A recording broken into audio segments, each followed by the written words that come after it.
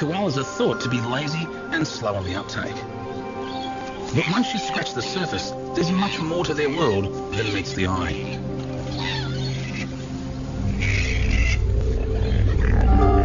Communication, conflict, and even deception occur inside the usually secret world of a koala colony. With that world becoming ever more fragmented from urban encroachment, it's a society that is now under threat. 200 years ago, millions of koalas lived across Australia's eucalypt forests. Today, an estimated 50,000 remain. There's a turf war going on, and the koalas are losing.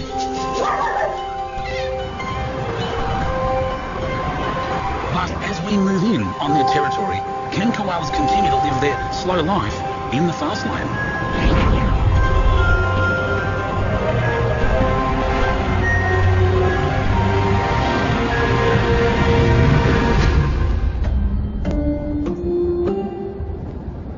Brisbane is a rapidly expanding city.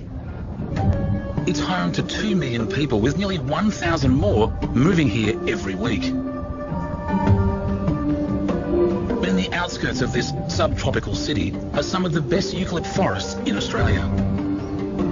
These provide refuge to countless animal species. People are the newcomers here, and they are competing with animals for the same real estate. On a typical Brisbane morning in July, residents go about their daily business.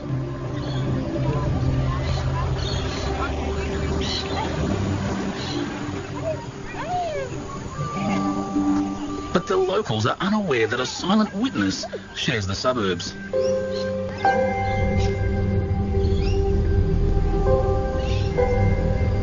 A female koala has also made this neighbourhood her home. This is the boundary where the world of people and koalas collide. Inside these small urban pockets of forest, koala society can be a place of high drama.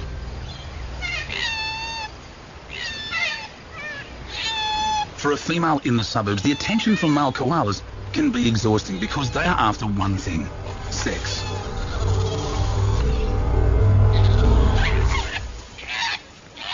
The female is not interested and does her best to reject the young upstart. When the alpha male sees her messing around with a rival, there's trouble.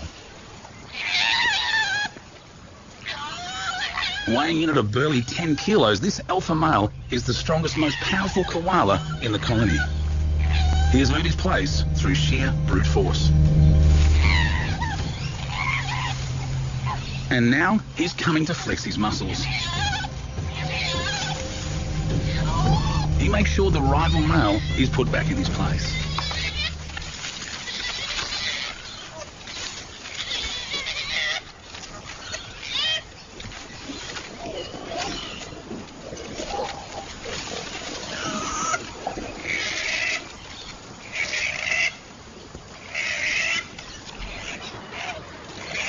Asserting his dominance, he maintains the right to mate with this female. The loser retreats to the sidelines. Dominance can change quickly. It's a fine line between being today's alpha male and tomorrow's outcast.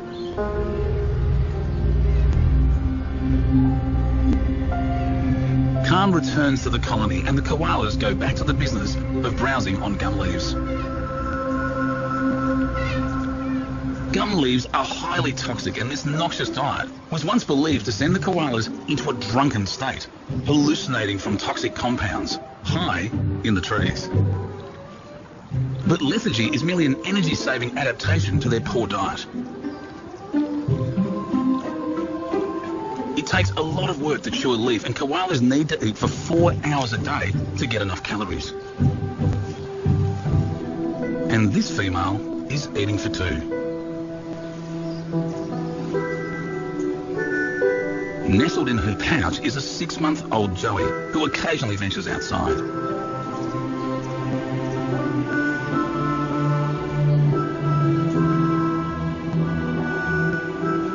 For the last 6 months, the baby has been suckling milk from the teats inside his mother's pouch.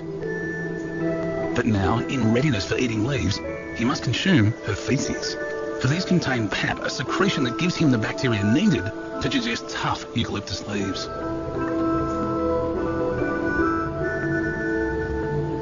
Joey is keen to explore his new world.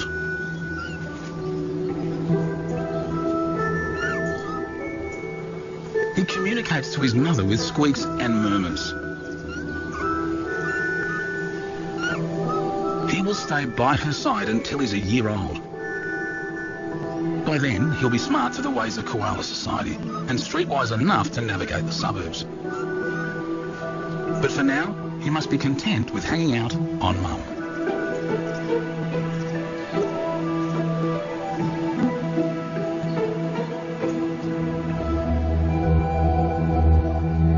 In this patch of forest in the Brisbane suburb of Petrie, biologists from Griffith University have been studying the movement of koalas for 2 years.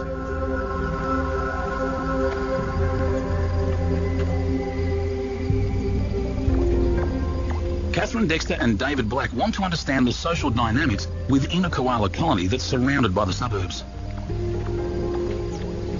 We track the animals weekly, trying to get an understanding of how far they're moving and how they're interacting. One of the things that we're trying to do is capture more koalas and put collars on them to track their movements. Okay, that looks like we've got him. Let me just take a GPS. Yep, you check that. Can you just check some of the details for me? Yep. All right, so can you see the rump? Yep, the rump's good. So good? Okay. And can you see the coat? Yep. You know, Yeah, the coat's fine, the eye's fine. Okay. Koala's very active. The next step is to snare this koala to add him to their study, so a team of expert catchers has been called in. They use a pole to coax the koala down from the tree.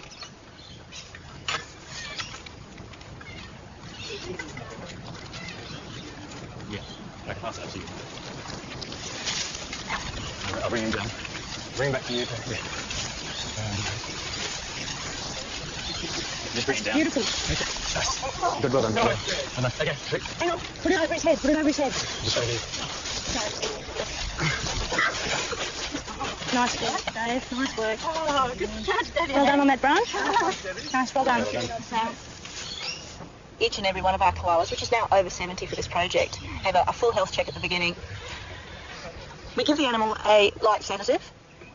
So once it's asleep, we pop the new collar on.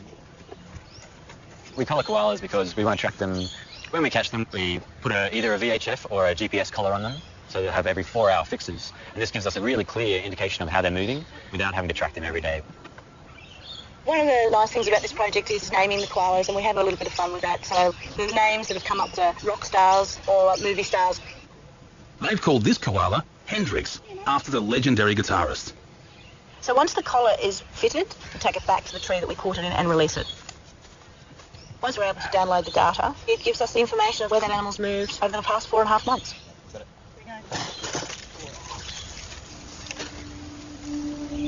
Good luck, fella. For me personally, to be involved in a project like this, which is going to have major outcomes, road mitigation, that's enormously satisfying. It's now September and change is in the air. It's the start of the breeding season and the alpha male is restless. His testosterone levels are rising and he's staying close to the female. The rival male keeps his distance because he doesn't want another fight. But there's movement below. An outsider has entered the colony, so the alpha male decides to investigate.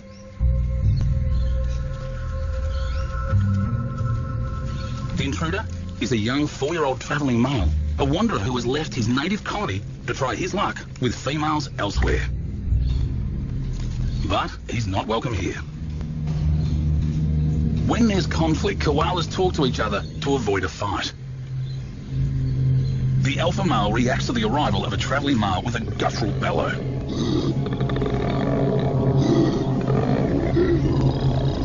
It's his way of saying, "I'm the boss, get out of my territory."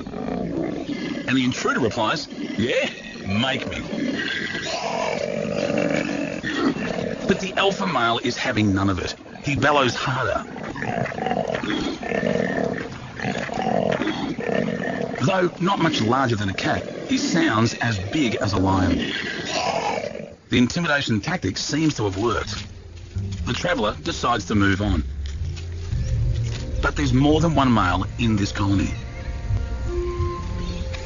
these two males embark on a different form of communication.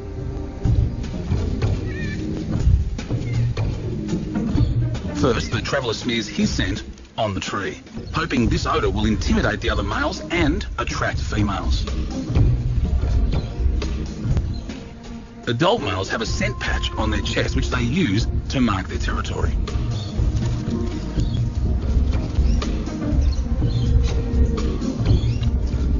The resident male replies by scent marking back.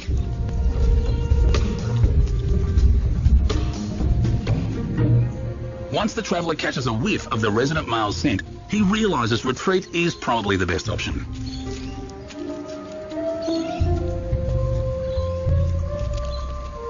But travelling males don't give up easily, and as darkness descends on the forest patch, the traveller bides his time and prepares to mount a surprise attack.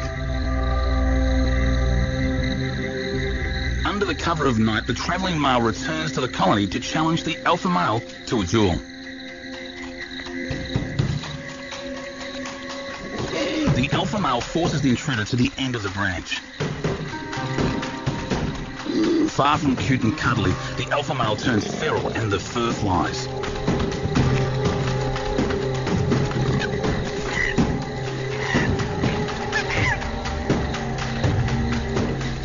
"96% of all male-to-male encounters result in both males backing off, but not this time.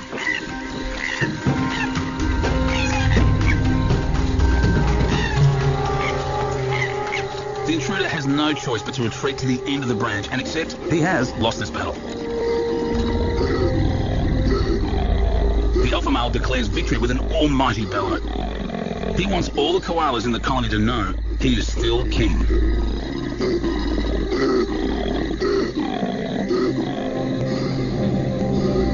Similar battles for koala dominance are being played out in patches of bush throughout Queensland suburbia. The language of koalas had been a mystery until two biologists from the University of Queensland delved deeper into its meaning. In order to crack the code of koala communication, Dr. Bill Ellis and Dr. Sean Fitzgibbon conduct an unusual experiment. The koala social system seems to be a lot more complex than we might have otherwise thought. The question really was, who are koalas bellowing to? Are they advertising? Are they trying to ward other males off? What exactly is going on with koala bellowing? Yeah, we've got one, Bill, up here. We were attracted to this particular spot because we heard a bellow. It seemed like a useful tool, recording an individual's bellows and playing them back to find out under what circumstances a koala might respond to a bellow. For this experiment, Bill and Sean are joined by British acoustic biologist Dr. Ben Charlton. The idea is to play back the guttural calls of male koalas to a female and compare her reaction to each.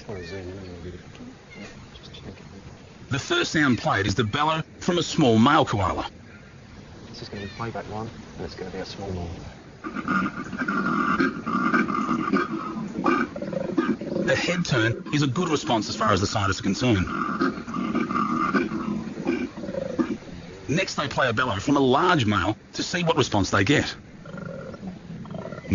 She seems impressed. Looks like she wants to get to know the owner of this bellow a little bit better. Moving towards the sound suggests that female koalas can gauge characteristics of the male from their bellow. We are pretty sure now that the bellow is an individual signature of each male. There's components in the bellow that indicate how big the male is. And so we think that probably females are able to select large individual males simply by their bellow. But the love serenade is over once a dog arrives. Self-preservation is more important than curiosity and romance.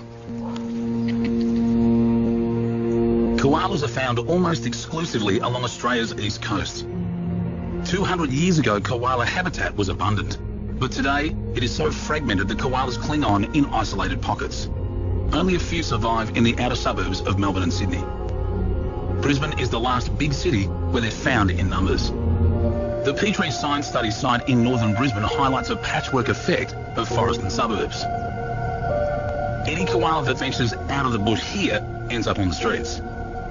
And on their tail are biologists Catherine Dexter and David Black.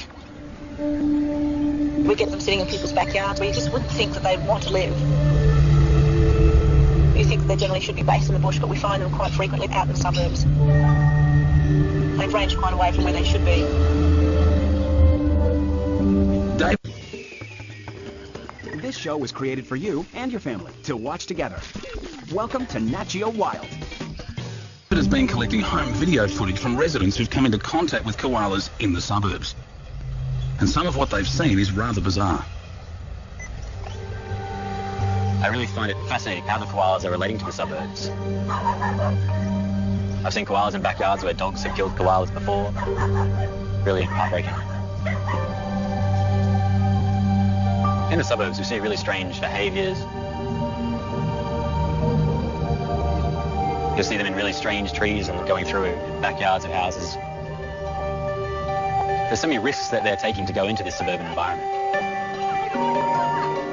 You really get a feeling for how threatened they are in their everyday life. Living in the city comes with its challenges. Koalas may have started life in the slow lane, but freeways now intersect their bushland home. Over 1/3 of all koala deaths in southeast Queensland are from vehicle impact. The Griffith University biologists are helping koalas to move freely without having to interact with busy roads. They're planting trees on bridges to link koala corridors and adapting underpasses to encourage koalas to go under the roads. Cars are the #1 direct killer of koalas. The fundamental question we're trying to answer is, do koalas use underpasses that have been developed for them? We really wanted to get visual proof that they were crossing these structures. So we set up cameras at every possible location that they could be crossing. I had no expectations. I mean, it would be fantastic to see a koala at such a long shot.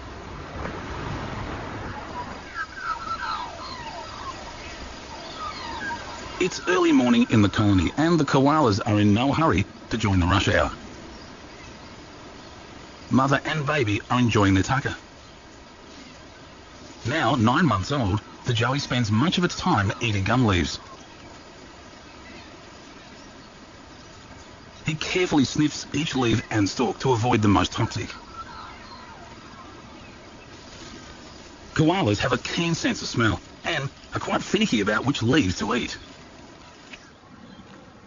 The joey still relies on his mother for milk and will regularly pop his head back in the pouch for a drink.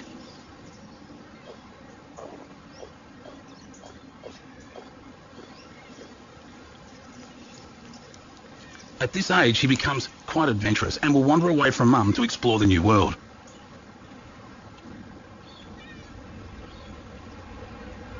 But there are many scary sights and sounds nearby.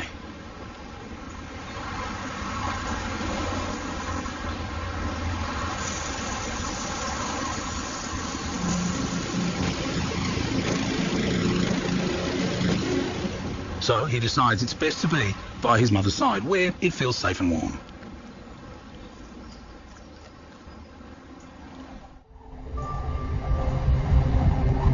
By late spring, storm clouds are brewing. It's the beginning of the severe weather season in southeast Queensland. This time of year, 100 millimetres of rain can fall in a single day, drenching the koala colony.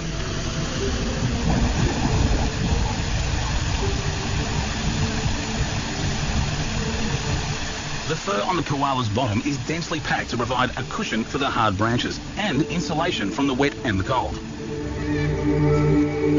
Once the rain stops, Mother and Joey need to eat to make up for lost time.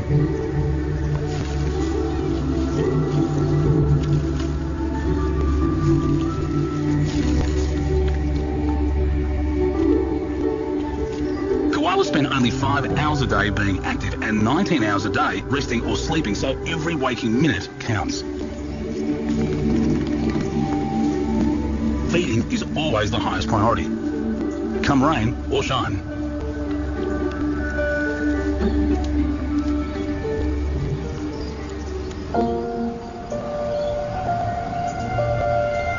As the sea of suburbia spreads, the koala's habitat is reduced to small islands of bush.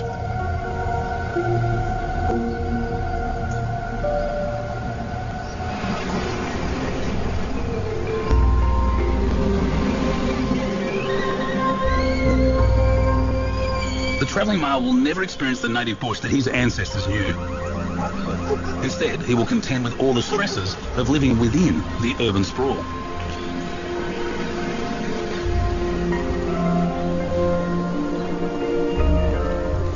Travelling koalas are known to roam for up to 10 kilometres to find another colony. But in suburbia today, the remaining gum trees needed for food can be few and far between. And to make matters worse, the travelling male has unwittingly stumbled into another male's territory. The resident male isn't keen on visitors at all. He makes sure the traveller knows he's not welcome in his patch.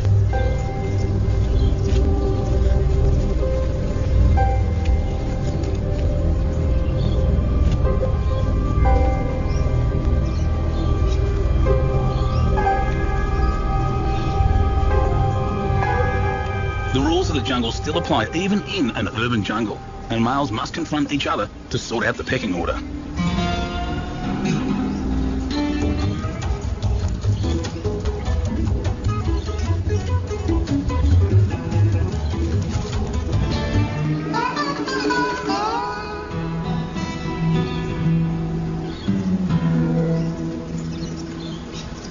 The traveller has been cast out once more.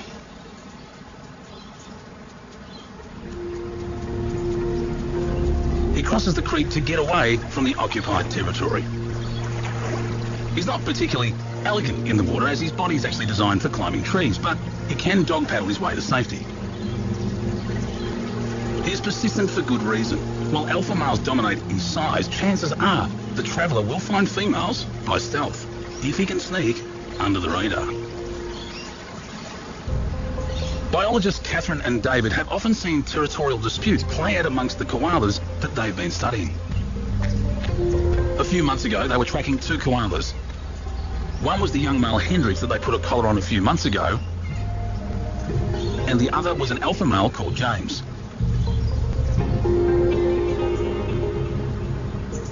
Their pecking order was very clear. James had access to the best trees and was preventing Hendrix from using them. Then everything changed. James became diseased and so was caught and taken to an animal hospital where he remained for 2.5 months. While James was absent, Hendrix took over his territory. When James was eventually released back into the wild, he was immediately pushed out of the forest by Hendrix and forced to live in the suburbs. The interesting thing is now Hendrix, who was the young challenger, was now sitting in trees where James had once sat. Obviously James had to find somewhere else to go. He's had to cross quite a number of roads and negotiate fences, dogs, all sorts of things. It was only a couple of weeks ago and he was still sitting in that backyard. The significance of this discovery is that it shows how quickly colony dynamics change when a dominant male is removed or incapacitated by disease. And disease is something the biologists are seeing more and more of. Chlamydia, the predominantly sexually transmitted disease, is rampant in the koala populations across Queensland. Now it appears mighty Hendrix has succumbed. Are we going to try the other one now? Yeah, Sick one? we'll just go look at it first. So when we find a diseased koala, we try our hardest to capture it as quickly as possible and get it to Australia Zoo Wildlife Hospital, because that will give it the best chance of surviving. So 119 it is. It's a pretty distressing situation because you become attached to those animals and you know that you have to do something about it. I just sort of pick them out and just give it a general quick check over. We check the condition of the animal, check the coat, the eyes. Oh, he's breathing and he's... I think that was at 94. The other thing that we do is a body score, and that's done by checking the back, the shoulder blades there, making sure that there's a nice sort of thickness in the muscle there, and that generally gives you an indication of how healthy that animal is. Lucky for Hendrix, he was found to have only a mild case of chlamydia and was treated and returned within a fortnight before James had a chance to re-invade his old stomping ground. Left untreated, chlamydia can cause conjunctivitis and blind the animal.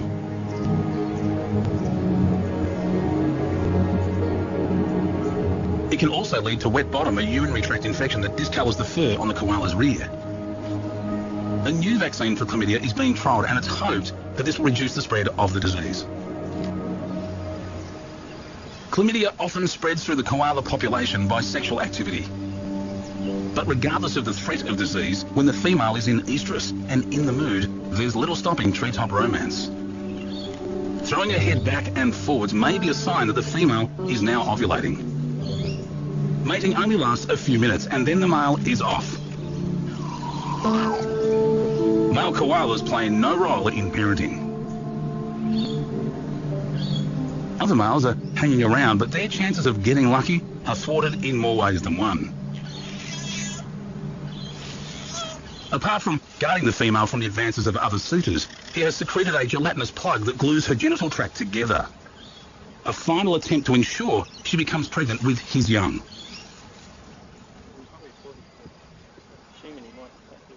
The breeding habits of koalas are being studied by biologists Dr. Bill Ellis and Dr. Sean Fitzgibbon.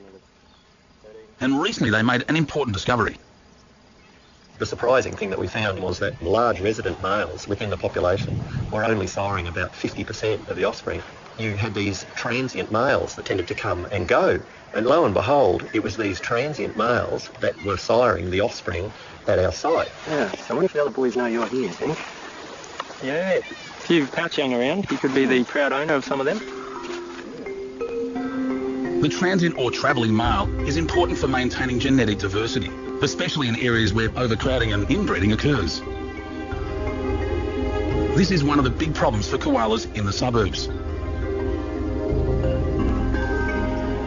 At Coomera on the Gold Coast, a new suburb has been built around a small remnant of bushland. In this forest patch, as many as 15 koalas live inside an area that would normally support only a few. Bill and Sean studied 6 of these koalas and followed their movements for 4 months to see how they were affected by overcrowding. Like Catherine and David's study, they found males were being pushed out of the forest and onto the surrounding streets. There's just not enough space in there for the koalas that need to live in this area.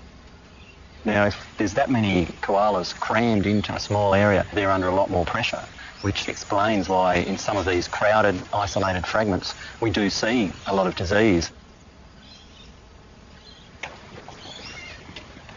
One of the koalas that Bill and Sean tracked was a mature male called Houdini. So this is where we were earlier. He's definitely come through one of these fences. Houdini occupied a small patch of trees between a road and some houses and then tried to move into the central bush area. But it was already crowded, so the resident male koalas prevented Houdini from entering not once, but 4 times. So Houdini was forced to settle for a life in the median strip. Briefly, it looks like, but by and large, he's just hanging in that tiny little patch there. Yeah.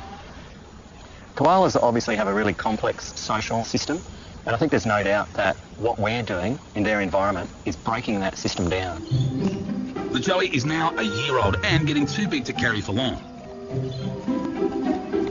He's becoming increasingly curious and is happy to wander away from mum to explore for hours on end.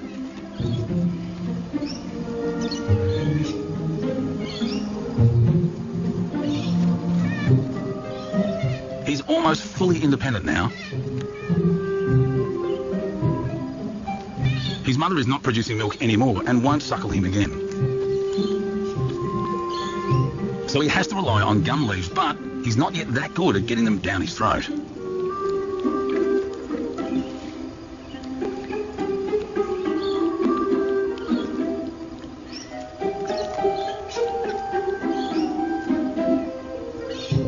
Like his mother, he will survive exclusively on eucalyptus leaves throughout his expected lifespan of 12 years.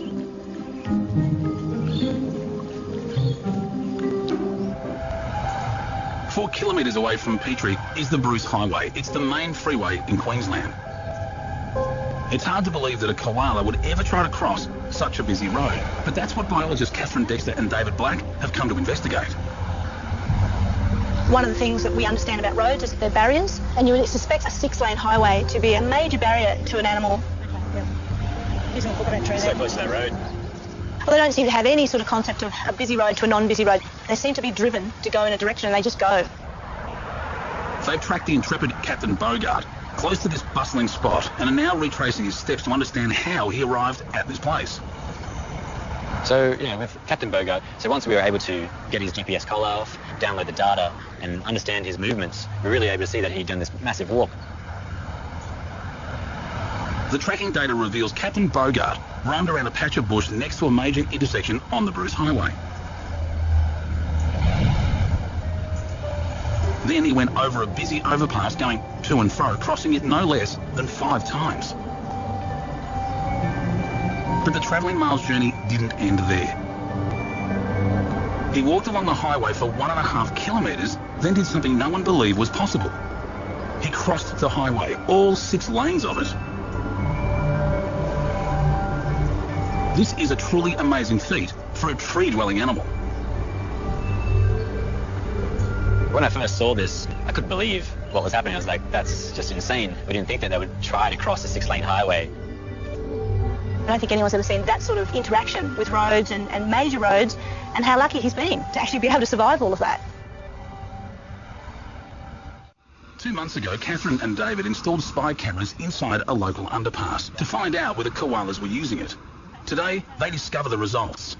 So I got the images back from our tech guy, Rob. This is like all the images of the underpass Yep. from the scout guard cameras. Okay. First one. Oh, yeah. Ibis, Yeah. very nice. Goanna. The quality is actually really good. Yeah, it's not bad. Something at night. Wallaby. Oh, yeah, you Wallaby. can see its tail there. Holy. I think Definitely a koala. Okay. go next. Oh my god. This is amazing. You know what this means? I actually think we have got the first ever recorded pictures, of a koala using a retrofitted underpass. Now that we've actually had confirmation, we can start retrofitting other areas where we know koalas are crossing. The work that we've done is going to have some really long-term implications for koalas to allow them to be able to live in harmony with people.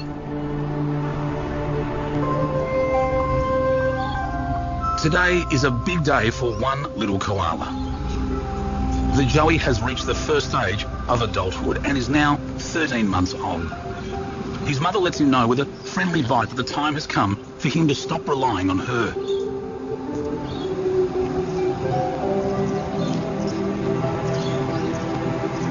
It's time to expand his horizons and find out what the world is like across the street. Mum watches as if to say goodbye.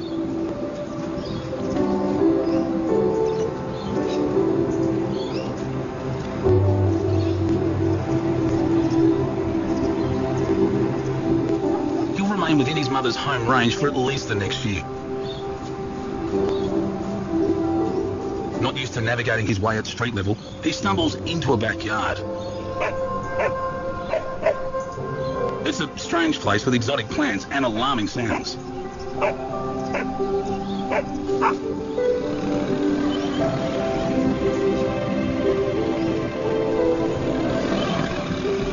He heads for high ground. Depending on how strong he grows over the next few years, he will either become a traveller continually wandering the streets or an alpha male that rises through the ranks of koala society. As long as there is still a colony in the neighbourhood for him to conquer.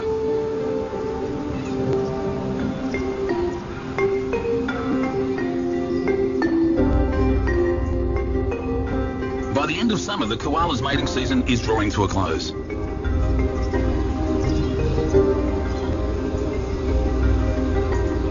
For 6 months, the males have been working out their place in the pecking order, and the prize is to mate with a female. But the alpha male stays close to her, and his intention is clear.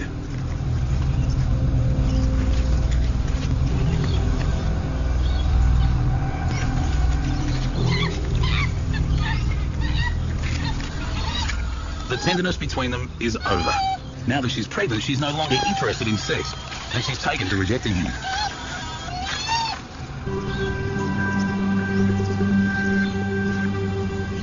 Against all odds, the travelling male has made it back to the colony. He senses the weakness in the alpha male and seizes the opportunity to challenge him for control of the domain. He's been waiting for this moment all breeding season, and he's not holding back.